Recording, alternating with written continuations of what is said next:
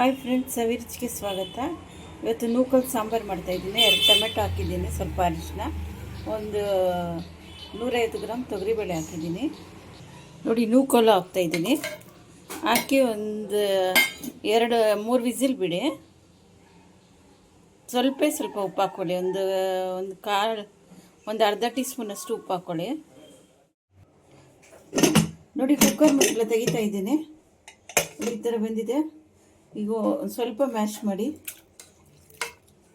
ಜಾಸ್ತಿ ಬೇಡ.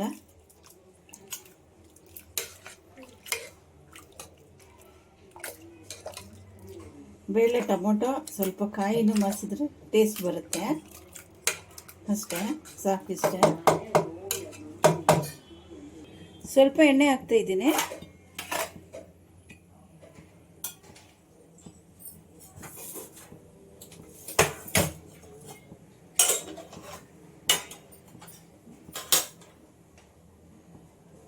ಸ್ವಲ್ಪ ಸಾಸಿವೆ, ಸ್ವಲ್ಪ ಕರಿಬೇವು, ಈರುಳ್ಳಿ ಒಂದು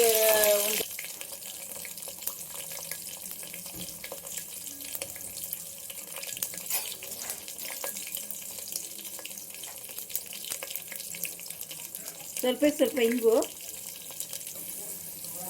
ನೋಡಿ. ಇದೆಲ್ಲ ಬೇಯಿಸಿರೋದು ಹಾಕ್ತಾ ಇದ್ದೀನಿ. ಸಾಂಬಾರು ಪುಡಿ ನಾನು 3 ಟೇಬಲ್ ಸ್ಪೂನ್ ಹಾಕ್ತೀನಿ. ತುಂಬ ಸಾಂಬಾರು ರುಚಿಯಾಗಿರುತ್ತೆ. 3 ಟೇಬಲ್ ಸ್ಪೂನು ಮನೇಲಿ ಮಾಡಿರೋ ಸಾಂಬಾರು ಪುಡಿ.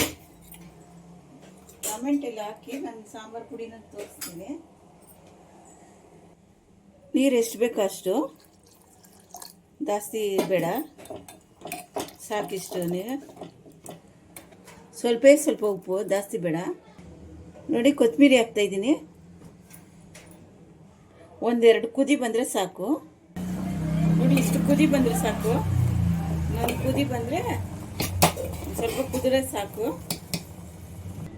ನೋಡಿ, ನೂಕಲ್ ಸಾಂಬಾರು ರೆಡಿಯಾಗಿದೆ. ತುಂಬ ಚೆನ್ನಾಗಿರುತ್ತೆ. ಅನ್ನ ಮುದ್ದೆ ಜೊತೆಗೆಲ್ಲ ತುಂಬ ಟೇಸ್ಟಾಗಿರುತ್ತೆ. ಇದಕ್ಕೆ ನಾನು ಮಸಾಲ ರುಬ್ಬಿ ಹಾಕಿಲ್ಲ, ಏನೂ ಹಾಕಿಲ್ಲ. ನೋಡಿ, ತುಂಬ ಚೆನ್ನಾಗಿರುತ್ತೆ. ದೋಸೆಗೂ ಇಡ್ಲಿಗೂ ಕಾಂಬಿನೇಷನ್ ಚೆನ್ನಾಗಿರುತ್ತೆ. ನೋಡಿ, ಲೈಕ್ ಮಾಡಿ, ಶೇರ್ ಮಾಡಿ, ಸಬ್ಸ್ಕ್ರೈಬ್ ಮಾಡಿ.